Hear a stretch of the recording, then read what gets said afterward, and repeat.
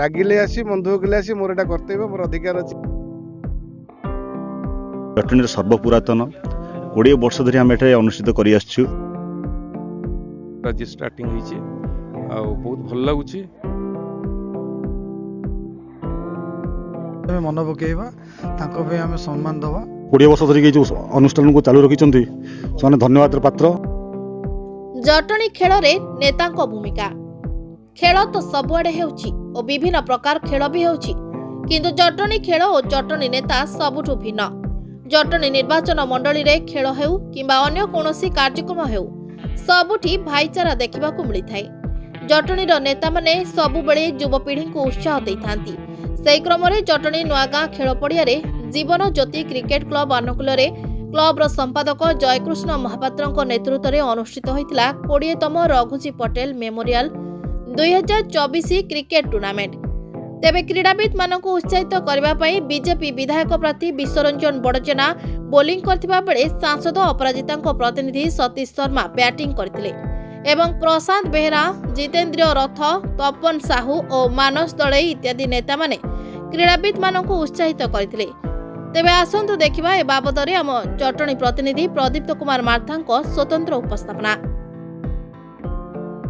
Jeevan Jyoti club अनुकूल 20तम Raghuji Patel cricket tournament उद्घाटन समारोह रे जो दैथिया मोर सार विमल सार बड़ भाई लुलु भाई समस्त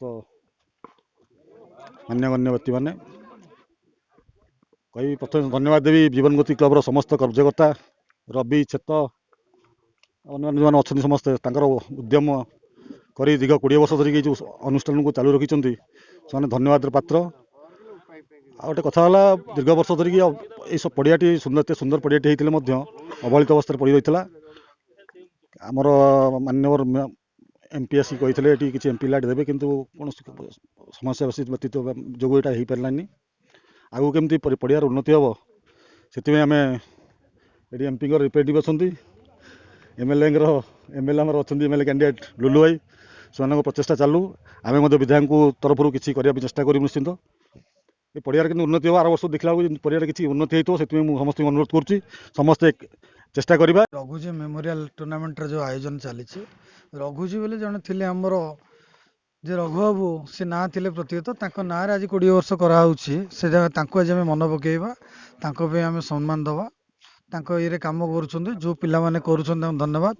ये उपस्थित रही आमर लुलु भाई मानस भाई सिलु भाई मोर सार विमल सार बड़ापा पली बड़ समस्त आसते जो आग भाई आसुले मंचर बसती आज उद्घाटन कर भल लगुच जाओ आम गाँव ये आम गाँव खेल पड़िया आज जा खेल पड़िया कौटी लिप्त हो गलानी ये गोटे खेल पड़िया को आम सौंदर्य भाव रखीचु एवं 20 वर्ष है कम करुँ यार डेभलपमेंट चली लुलु भाई जो कहले एमपी भी मैडम आम अवदान देवे बोली प्रतिश्रुति देते आउ सब आड़े चलो डेभलप हम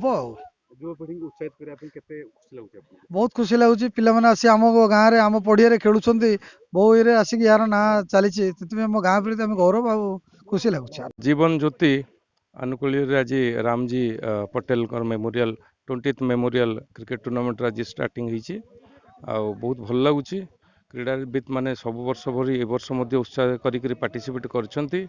ये पड़ियार मोर बहुत अभिज्ञता अच्छी किसी वर्ष तले मुझे आसिक क्रिकेट खेले तेणु ये पड़िया मत सब मो मेमोरीटा को पूरा स्ट्रंग कर दिए सब वर्ष भली ए वर्ष भली मत एठार सेक्रेटरी आम जय भाई हूँ कि रंक रवि हेले तपन काउनसिलर हेले मानस है सभ्य है समस्त मत डाकी लुलु भाई को डाकी ये गुरुजन मैंने अच्छा मो सार अच्छा मो पाखे विमल सार अच्छा सी मत मो माने क्रिकेट शिखिबार से मोर गुरु थिले बहुत किसी क्रिकेट विषय शिखी आ बहुत बहुत धन्यवाद देवी एमती भाईचारा चालू क्रिकेट टूर्नामेंट दल मत निर्विशेष सब समस्त को लेकर टूर्नामेंट कर समस्त धन्यवाद।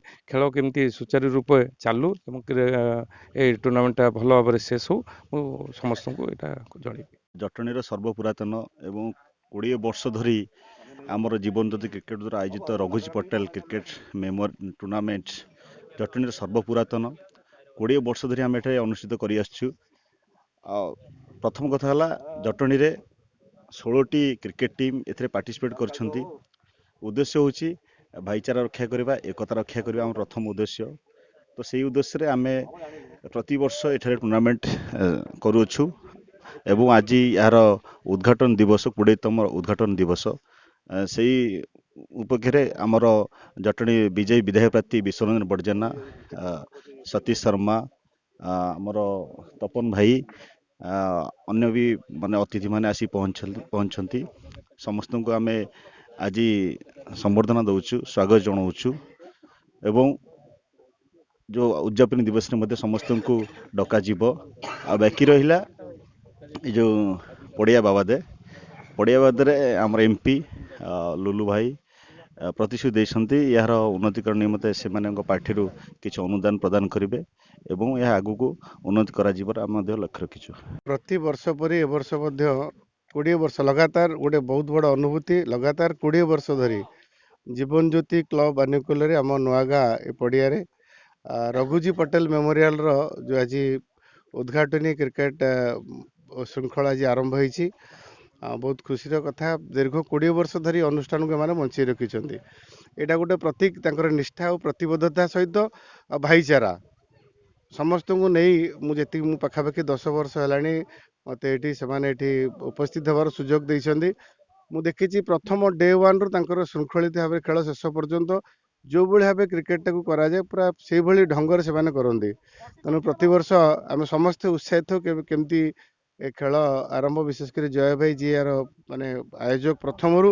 ମାନେ ଗୋଟେ ଜିନିଷ ଆମେ ଜାଣିଛେ, ଗୋଟେ ପରିବାରରେ ଗୋଟେ କାମ କଲେ କେତେ ଘାତ ପ୍ରତିଘାତ ଭିତରେ ଦେଇକି ଆମକୁ ଯିବାକୁ ପଡ଼ିବ, କିନ୍ତୁ 20 ବର୍ଷ ଧରି ଗୋଟେ ଅନୁଷ୍ଠାନକୁ ବଞ୍ଚେଇ ରଖିବା ଆଉ ଶୃଙ୍ଖଳାର ସହିତ କ୍ରିକେଟ ଶୃଙ୍ଖଳାକୁ ଉଦ୍ଯାପନ କରିବା, ଏଇଟା ଗୋଟେ ନିହାତି ଗୋଟେ ଉଦାହରଣ। ମୁଁ ଧନ୍ୟବାଦ ଦେବି ଜୟ ଭାଇ। ତେଣୁ ତାଙ୍କର ସମସ୍ତ ମାନେ ଟିମ୍ର ସଦସ୍ୟମାନଙ୍କୁ, ଏଠି ମାନସ ଭାଇ ଆମର ଗୋଟେ ଯୁବ ନେତା, ଅନ୍ୟାନ୍ୟ ଭାଇ ତାଙ୍କ ଯେଉଁ ପୁଅ ସୁପୁତ୍ର ଆମର ତପନ ଭାଇ ଏଠାର କାଉନସିଲର ଯିଏ ଥିଲେ ଗତ ଥର, ଏଥର ବି ଅଛନ୍ତି।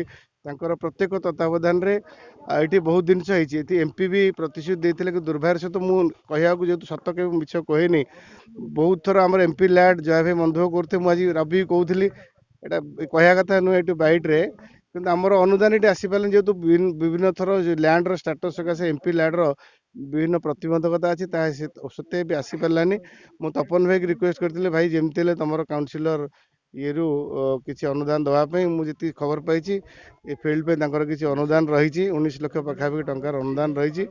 ଆଉ ବାକି ମୁଁ ନିଶ୍ଚିନ୍ତ ପ୍ରତିଶ୍ରୁତି ଦେଉଛି, କିଛି ନହେଲେ ବି ଆଟଲିଷ୍ଟ ଯଦି ଟଙ୍କା ନ ହେଇପାରିଲା MPଙ୍କ ଏଇଟା ପାଚିରି ହେଇଗଲା ପରେ ସୋଲାର ଲାଇଟ୍ର 5-10ଟା ଖଣ୍ଡେ ବ୍ୟବସ୍ଥା କରି ଭିତରେ ଆଲୋକୀକରଣ ହେବ।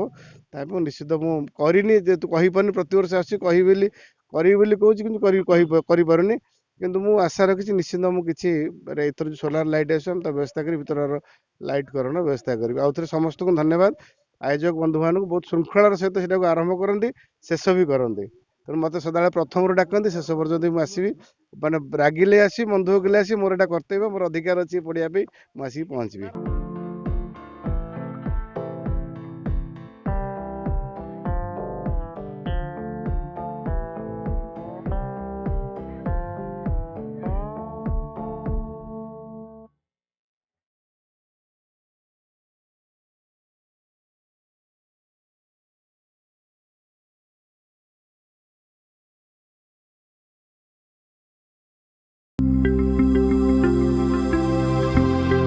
लेटेस्ट न्यूज अपडेट पाई www.nowodisha.com को लॉगिन करंतु।